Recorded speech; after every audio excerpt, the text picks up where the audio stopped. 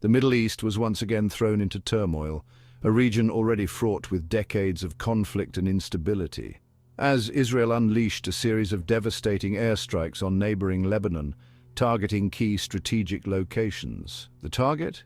Hezbollah, the powerful Iran-backed Shiite militant group that operates within Lebanon's borders, known for its significant influence and military prowess. Israel claims these strikes were a necessary response to Hezbollah's growing military capabilities and its persistent threats against Israeli security, which have been escalating over recent months. The strikes, which lasted several days, marked one of the most significant escalations between the two adversaries in recent years, raising fears of a broader conflict. Explosions rocked the Lebanese capital, Beirut, and other areas known to house Hezbollah infrastructure, causing widespread panic and chaos among the civilian population. The Israeli military reported hitting dozens of targets, including weapons depots, missile launch sites, and command centers, aiming to cripple Hezbollah's operational capabilities. Images and videos circulating on social media showed plumes of smoke billowing into the sky as the strikes inflicted significant damage, with buildings set ablaze and infrastructure reduced to rubble. The sheer intensity of the bombardment left no doubt about Israel's determination to degrade Hezbollah's military capacity, sending a clear message of its resolve. The strikes came amidst heightened tensions along the Israel-Lebanon border, an area that has long been a flashpoint for conflict. In the weeks leading up to the offensive, Israel had accused Hezbollah of increasing its military activities, including the construction of new outposts and the deployment of advanced weaponry, which posed a direct threat to Israeli security. Israel also pointed to recent incidents of cross-border fire and drone incursions as evidence of Hezbollah's increasingly aggressive posture, further justifying its military response. The Israeli government, led by Prime Minister Benjamin Netanyahu, vowed to take all necessary measures to protect its citizens from Hezbollah's threats, emphasizing the importance of national security. Netanyahu described the strikes as a preemptive move designed to prevent a larger conflict, asserting that decisive action now could avert a more devastating war in the future. He emphasized that Israel would not tolerate any attacks on its sovereignty or its people, and that the nation would stand firm in the face of any aggression. The strikes sparked international concern, with many fearing a wider escalation in the region. Global leaders and organizations expressed their alarm over the potential for further violence. The United Nations and other world powers called for restraint from both sides and urged a de-escalation of the situation, highlighting the need for diplomatic solutions to avoid further bloodshed. However, with tensions already running high and both Israel and Hezbollah seemingly determined to assert their dominance, the path to peace remained treacherous and uncertain. The international community watched closely, hoping for a resolution, but bracing for the possibility of prolonged conflict. Israel's military campaign against Hezbollah was characterized by its precision and strategic targeting. The Israeli Defense Forces, or IDF, meticulously planned their operations to ensure maximum impact with minimal collateral damage.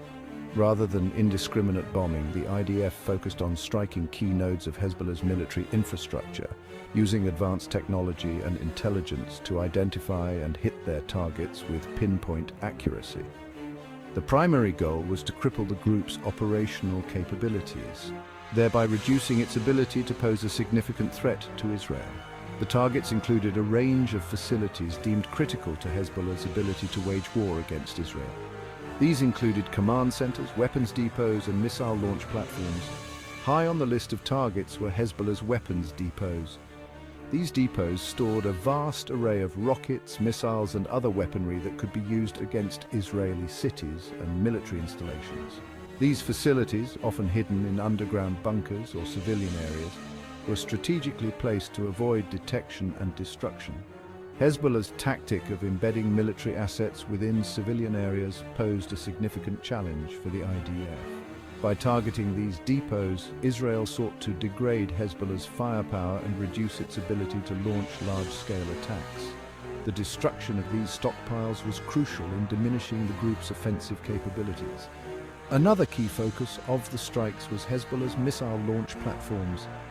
These platforms, often mobile and well camouflaged, are essential for Hezbollah to fire its rockets and missiles into Israeli territory. These mobile launchers could be quickly moved and hidden, making them difficult to track and destroy. By taking out these platforms, Israel aimed to disrupt Hezbollah's ability to launch attacks and buy itself more time to respond in the event of a conflict. The destruction of these platforms was a significant blow to Hezbollah's operational strategy, as it limited their ability to carry out sustained rocket attacks. In addition to weapons depots and missile launch platforms, Israel also targeted Hezbollah's command and control centers.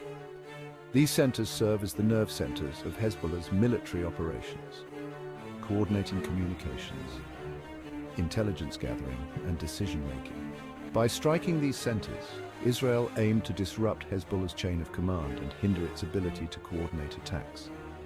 The loss of these facilities would significantly impair Hezbollah's ability to plan and execute operations. The strategic targeting of these command centers was intended to create confusion and disarray within Hezbollah's ranks, making it more difficult for them to mount a coordinated response. The strategic nature of the strikes reflected Israel's changing approach to dealing with Hezbollah. Rather than engaging in protracted ground wars, as it had in the past, Israel now favors a strategy of precision, strikes aimed at degrading Hezbollah's capabilities over time. This strategy, known as mowing the grass, seeks to keep Hezbollah's threat in check without triggering a full-blown war. By periodically targeting key elements of Hezbollah's military infrastructure, Israel aims to maintain a balance of power and prevent the group from gaining a significant advantage. This approach allows Israel to manage the threat posed by Hezbollah while avoiding the high costs and risks associated with large-scale military engagements. The ongoing campaign of precision strikes serves as a reminder of the delicate balance of power in the region and the constant vigilance required to maintain security. The full extent of the damage inflicted on Hezbollah's arsenal remains difficult to assess, as both sides engage in information warfare, downplaying their own losses and exaggerating those of their enemy. However, based on initial reports from Israeli officials, independent analysts, and open-source intelligence, it appears that the strikes did inflict significant damage on Hezbollah's military capabilities. Israeli military sources claim that the strikes destroyed a substantial portion of Hezbollah's rocket and missile arsenal. While specific numbers remain classified, some estimates suggest that Israel may have destroyed as much as half of Hezbollah's stockpile of long-range missiles, which pose the most significant threat to Israeli population centers. The strikes also reportedly destroyed or damaged numerous missile launch platforms, hindering Hezbollah's ability to quickly and effectively fire its remaining rockets and missiles. This disruption of Hezbollah's launch capabilities buys Israel valuable time to respond in the event of a future conflict, potentially limiting the scale and impact of any attacks. Beyond the immediate damage to Hezbollah's arsenal, the strikes also dealt a blow to the group's morale and image of invincibility. Hezbollah, which prides itself on its resistance against Israel, now faces questions about its ability to protect its weapons and deter Israeli attacks. This could potentially undermine Hezbollah's standing among its supporters and erode its image as a formidable fighting force. In the aftermath of the strikes, both American and Israeli officials were quick to declare the operation a success, emphasizing the precision and effectiveness of the coordinated efforts. They highlighted the significant damage inflicted on Hezbollah's military capabilities, including the destruction of key infrastructure and weaponry, and the message of deterrence sent to the group.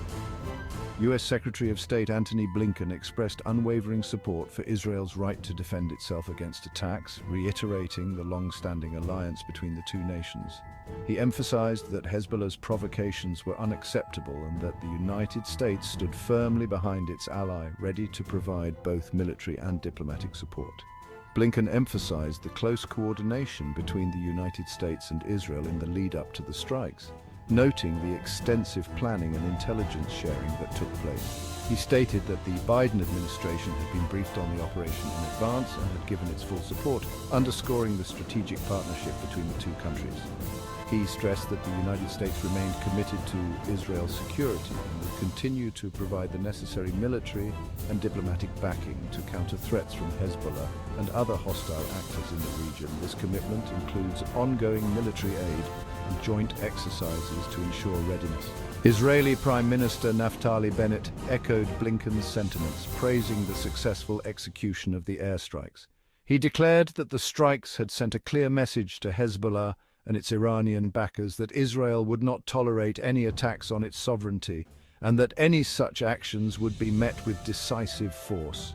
He emphasized that Israel was determined to degrade Hezbollah's capabilities and prevent the group from acquiring advanced weaponry that could threaten Israeli cities. This includes ongoing surveillance and intelligence operations to monitor and counteract any potential threats. Bennett also thanked the United States for its unwavering support, acknowledging the critical role of American assistance in the success of the operation.